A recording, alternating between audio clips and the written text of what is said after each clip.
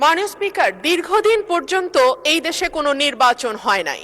মানুষ তাদের পছন্দের প্রতিনিধি নির্বাচন করতে পারে নাই। জাতীয় নির্বাচন থেকে শুরু করে স্থানীয় পর্যায়ে নির্বাচন পর্যন্ত প্রত্যেকটি নির্বাচন ছিল কারচুপিপূর্ণ। সে কারণেই একবার সংসদে আমি মজা করে বলেছিলাম, সুষ্ঠু হয়েছে নির্বাচন, ভোট দিয়েছে প্রশাসন, তাকিয়েছিল জনগণ, এর নাম বাংলাদেশের নির্বাচন।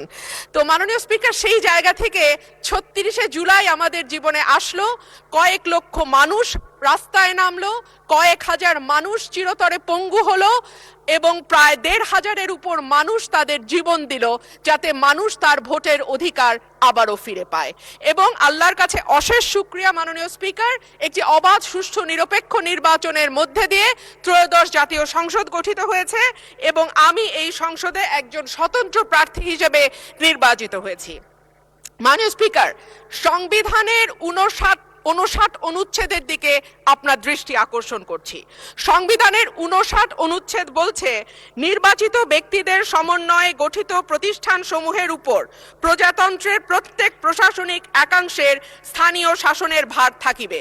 সোজা বাংলায় বলতে গেলে স্থানীয় সরকার পরিচালিত হবে নির্বাচিত প্রতিনিধিদের মাধ্যমে।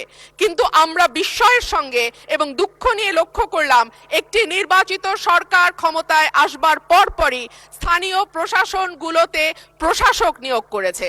মাননীয় স্পিকার, যখন শেখ হাসিনা পালিয়ে গেল তখনকার পরিবর্তিত পরিস্থিতিতে অন্তর্বর্তীকালীন সরকার প্রশাসক নিয়োগ দিতে বাধ্য হয়েছিল, কারণ আমরা দেখেছি ইউনিয়ন পর্যায়ে, উপজেলা পর্যায়ে চেয়ারম্যান বা মেম্বার যারা ছিল তারাও পালিয়ে গেছে। কিন্তু এই অবস্থা তো মাননীয় স্পিকার এখন আর নেই। এখন তো একটা সুষ্ঠু নির্বাচন দেয়া যায়। সেই জায়গায় আমরা দেখলাম দলীয় নেতাকর্মীদের পুনর্বাসন প্রক্রিয়া শুরু হয়েছে। অগ্রযাত্রা প্রতিদিন, নির্ভীক প্রত্যয়ে উজ্জীবিত।